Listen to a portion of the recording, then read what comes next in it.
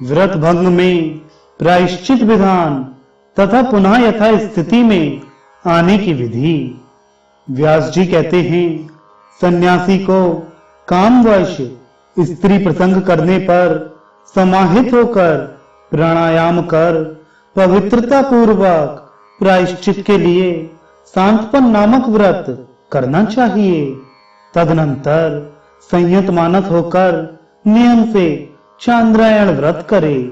पुनः अपने आश्रम में आकर आलस्य का परित्याग कर भिक्षु को आश्रमोचित आचरण करना चाहिए। विद्वानों का यह कहना है कि धर्मयुक्त असत्य से व्रत भंग नहीं होता, तथापि ऐसा नहीं करना चाहिए क्योंकि इसमें आसक्ति रखना दारुण कर्म है। धर्माभिलाषी यति को चाहिए कि वह असत्य भाषण करने पर एक रात्रि उपवास तथा स्वप्राणायाम करे। अत्यंत संकट में होने पर भी भिक्षुकों को किसी अन्य प्रयोजन से भी चोरी नहीं करनी चाहिए।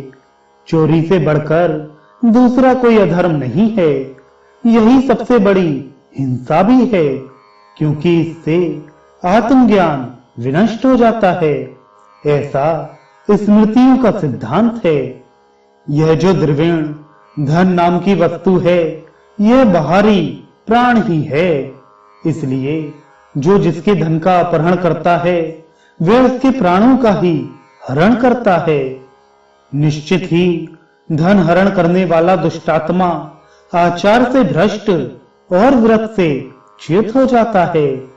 श्रुति का विधान है कि यदि कोई अपने व्रत से च्युत व्यक्ति अपने बिना व्रत भंग पर पश्चाताप करे तो शास्त्रानुकूल विधि से आलस्य रहित होकर 1 वर्ष तक चांद्रायण व्रत करे। यदि भिक्षु से अकस्मात हिंसा हो जाए तो उसे पश्चाताप पूर्वक कृक्ष व्रत, अतिकृक्ष व्रत अथवा चांद्रायण व्रत हिंसा के स्वरूप के अनुसार करना चाहिए।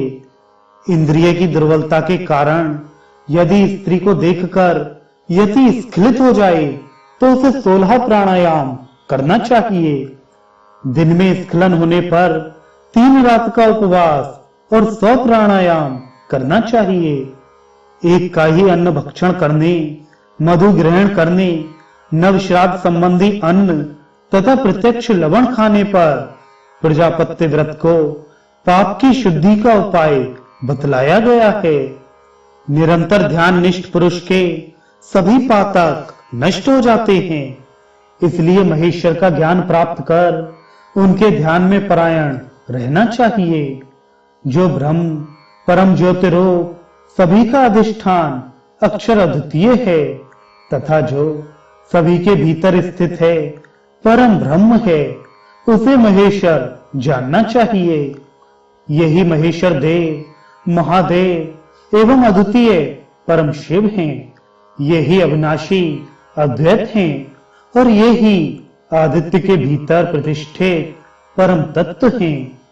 आत्मयोग नाम से प्रसिद्ध स्वप्रकाश नित्य ज्ञान नाम से भी विख्यात परम तत्व रूप अपने धाम में सर्वाधिक पूजनीय रूप से ये महेश्वर प्रतिष्ठित हैं।